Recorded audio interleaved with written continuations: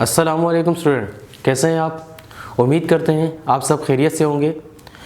Last demonstration के अंदर हमने बात की थी anatomy and physiology of the stomach. आज हम उसी टॉपिक को कंटिन्यू करके चल रहे हैं जिसमें हमने बात करनी है anatomy and physiology of the small and large intestine. अगर आप ये डमी के अंदर देखें तो ये हमारे पास इंटेस्टाइन है। ये सेंट्रली जो चीज़ हमारे पास मौजूद है this is called small intestine, और ये जो साइड्स पर या इसके अतराफ पर जो चीज़ मौजूद है इसे हम कहते हैं लार्ज इंटेस्टाइन।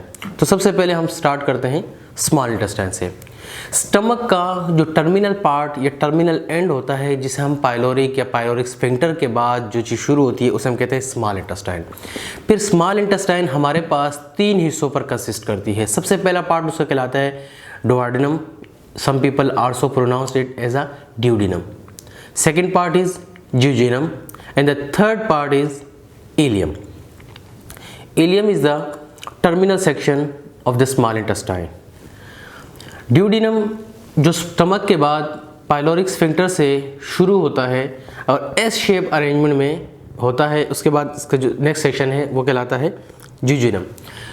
Duodenum हमारे पास बेसिकली 25 सेंटीमीटर लॉन्ग एलोंगेटेड एक ट्यूब होती है जो सी शेप अरेंजमेंट में होती है, और उसके बाद जो जिजुनम है वो तकरीबन 3 मीटर लॉन्ग या 3 मीटर लंबी एक ट्यूब होती है जो ये सेंट्रली मौजूद होती है सुपीरियरली फ्रॉम द इलियम, और उसका जो लास्ट और टर्मिनल सेक्शन है उसे हम कहते हैं इलियम। इलियम हमारे पास इस पोर्शन में ये वाला सेक्शन कहलाता है, लास्ट सेक्शन।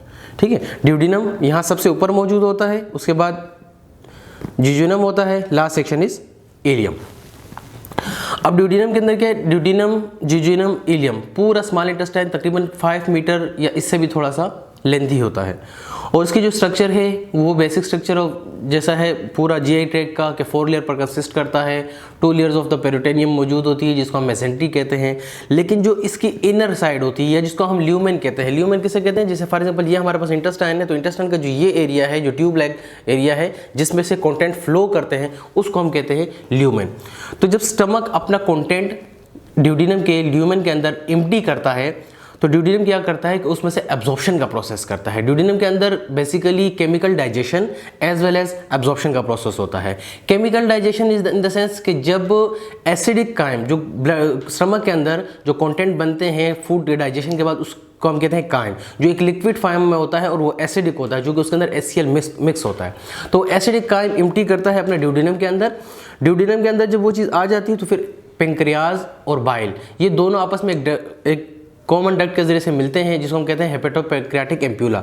उस हेपेटोपेंक्रियाटिक एम्प्यूला के आगे एक स्फिंक्टर मौजूद होता है जिसको हम कहते हैं स्फिंक्टर ऑफ ओडी या हेपाटोपेंक्रियाटिक स्फिंक्टर, जिसके जरिए से pancreatic juice and bile juice वो आता है स्मॉल इंटेस्टाइन के अंदर के पार्ट ड्यूडिनम के अंदर। तो ड्यूडिनम के अंदर क्या होता है कि वो केमिकल डाइजेशन होती है और वो तमाम और कुछ चीज़ें इसमें से एब्जॉर्ब हो जाती हैं। फिर मेजोरिटी जो ऑब्जर्प्शन का प्रोसेस है वो जिजुनम के अंदर होता है, जो large part of the small intestine है जो तकरीबन 3 मीटर लॉन्ग होता है।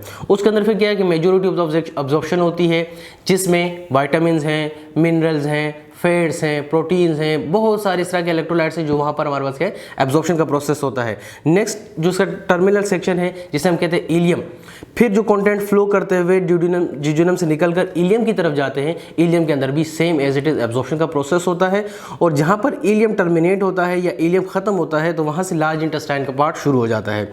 This is the part of large intestine, first part of the large intestine from where the जहाँ पर हमारे पास स्मॉल इंटेस्टाइन का जो लास्ट पार्ट है, टर्मिनल पार्ट है, इलियम से फूड के कंटेंट या जो फीस फॉर्मेशन हो जाती है वो इंटर हो जाते हैं लार्ज इंटेस्टाइन के पार्ट सीकम के अंदर। और हमारे पास ये जो एक पार्ट आपको नज़र आ रहा होगा इस पार्ट को हम कहते हैं vermiform appendix. Appendix basically attached होता है लार्ज इंटेस्टाइन और स्मॉल इंटेस्टाइन का जो बिल्कुल एंड होता है सीकम का जो पार्ट है यहाँ पर अटैच होता है, और ये तकरीबन 15 सेंटीमीटर एलोंगेटेड एक ट्यूब होती है, but there are it is the part of lymphatic system